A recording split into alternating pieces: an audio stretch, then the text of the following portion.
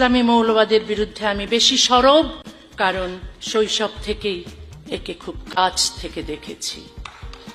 ইসলামী আইনে নারীর বিরুদ্ধে বৈষম্য দেখেছি, অমুসলিম, নাস্তিক ও মুক্ত চিন্তকদের ওপর নিপীড়ন দেখেছি, মানুষের ব্যক্তিগত জীবন, চিন্তা ও স্বাধীনতা নিয়ন্ত্রণ করতে দেখেছি, সারা বিশ্ব জুড়ে জিহাদি উগ্রপন্থীদের সন্ত্রাস ও হত্যাকাণ্ড দেখেছি।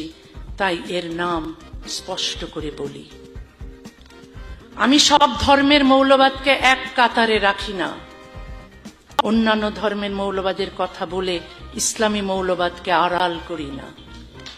যে অন্যায় যেখানে ঘটবে, যে মতাদর্শ তার জন্য দায়ী, তাকে তার নাম ধরেই সমালোচনা করি।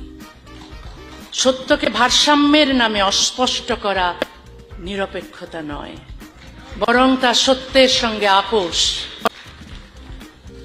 ইসলামের সমালোচনা মুসলমানের প্রতি বিদ্বেষ নয়। মানুষের অধিকার আছে, মতাদর্শের কোনো অধিকার নেই। মানুষকে রক্ষা করতে হবে, মতাদর্শকে প্রশ্ন করতে হবে। মুসলমানের শুভাকাঙ্ক্ষী হওয়া মানে তাদের ধর্মীয় শাসনের বন্দিত্বে রেখে দেওয়া নয়। আমি চাই মুসলিম সমাজে মুক্ত চিন্তার চর্চা বাড়ুক, যুক্তিবাদী ও ধর্মনিরপেক্ষ মানুষের সংখ্যা বাড়ুক, নারীরা পূর্ণ সমানাধিকার পাক, কারো মানবাধিকার লঙ্ঘিত না হোক। কোনো মতাদর্শই সমালোচনার ঊর্ধ্বে নয়। ইসলামের সমালোচনা করা বা ইসলাম সম্পর্কে সত্য কথা বলা মুসলমানের প্রতি বিদ্বেষ নয়, বরং মুসলিম সমাজের সংস্কার, বিবর্তন ও মানুষের মুক্তির জন্য এই সমালোচনা অত্যন্ত জরুরি। আজ বিশ্বের অধিকাংশ গণতান্ত্রিক সমাজে খ্রিস্ট ধর্ম, হিন্দু ধর্ম, ইহুদি ধর্ম, বৌদ্ধ ধর্ম, কোনো ধর্মই নীতিগতভাবে সমালোচনার ঊর্ধ্বে নয়। ধর্ম ও ধর্মীয় প্রতিষ্ঠানের সমালোচনা করেই এসব সমাজ বহু পুরনো বৈষম্য ও কুসংস্কার থেকে বেরিয়ে এসেছে।